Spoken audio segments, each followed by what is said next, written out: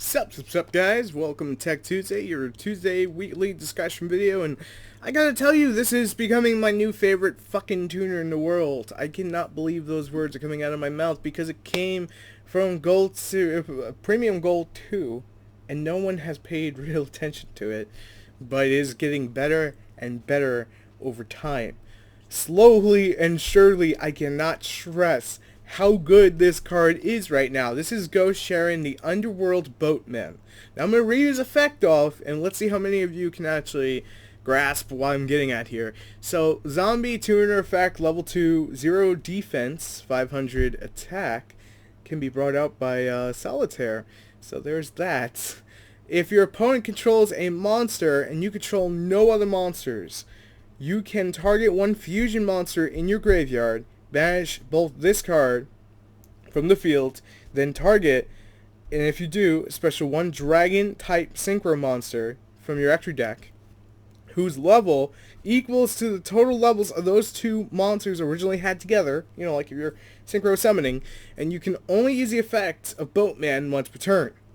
You cannot special summon monsters the turn you activate this effect except dragon type monsters. Now you're probably saying to yourself, but really it has to be a fusion. Why are you getting so excited about this? Well, here's something fun that is a fusion that you could put in Destiny Heroes. Now, if I have this in Destiny Heroes and I have no other monsters on the board, basically, if your opponent controls a monster you control, you can activate the effect. So basically it's a situation where you're trying to make a comeback play, right? Follow me here. So, I'm playing Destiny Heroes. I dropped a Danklaw. My Danklaw is in the graveyard. That's a common situation. Guess what? Drop this guy. What can I go into? Crystal Wing. Holy shit.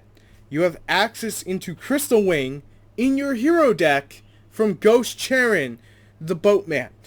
It goes further than that. Fluffles get access into Boatman, into Crystal Wing. It's so beautiful. I'm a little bit salty that doesn't really have use with Blue Eyes, because if it would just had a monster in the graveyard, obviously, hello, go into like level 10. But however, if you're playing Shaddolls right now, if you're right now playing Shaddolls, you can easily tech this in for multitudes of reasons, but one of my favorites is being able to go Clearwing. Being able to bring out Clearwing with a dead window in your graveyard that you may not be bringing back.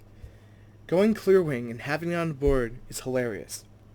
It has to be a fusion monster. So if you can make a level 8 fusion and you have this... Wait, level 8 fusion? No, I'm incorrect. If you make a level 7 fusion and you have this. There are a few level 7s. I can't remember them off the top of my head. But you can go for Atomic Scrap Dragon. And Atomic Scrap Dragon, you can basically just get rid of 3 cards. So, there's that. But the main use that you're going to use this guy for is mainly to bring out Crystal Wing in something like Fluffles or something like Heroes. And just imagine it, how sickening that is. Now, what if on my opponent's turn, I go for Dark Law, and then I get rid of the Dark Law, go into another Dark Law, have this guy, you know, as a follow-up play after they kill my one Dark Law. And then I go into Crystal Wing and then obviously spam the board with more shit because that's what the deck does. That's what I do. And then basically go into Bahamut Shark and Treat Toad, Crystal Wing, Dark Law. It's completely plausible that that could happen with this card because they are a fusion-based deck. And I could think of a few other fusion-based decks that could get use of it. The only downsides that really come from this is that it has to be a Dragon-type Synchro monster. And I mean, it's not like there's really all that many great Dragon-type Synchro monsters. I mean, it's not Ciphering Mode Omega, but Scarlight, Clearwing, Crystal Wing, Scrap Dragon, Atomic Scrap Dragon. There's all these fun little cards to go into. And that's why it's a tech card, because it's a fun card to go into. I'm not telling you to put it into a competitive deck and run with it and act like you're the boss of the world. You have to have no monsters on the board.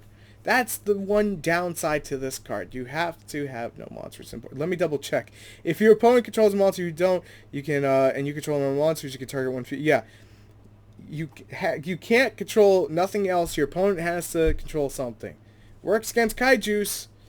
Put a monster on the board. Get to slam into something, and all you're really going to be able to summon afterwards is Dragon-type monsters, which is cool. It's fine. But he is an interesting card because he is a zombie tuner. Could be brought up by Solitaire, and you can put something in the grave. You could just go from there and do that whole thing. So, get creative with it. Fluffles can abuse the shit out of this and make Crystal Wing. But I just wanted to share that with you guys because it's honestly, in my opinion, amazing. So go check them out. And if you guys enjoyed the video, make sure to subscribe for more. Thank you so much for everything you guys do here on the channel. And I will see you tomorrow on another Yu-Gi-Oh!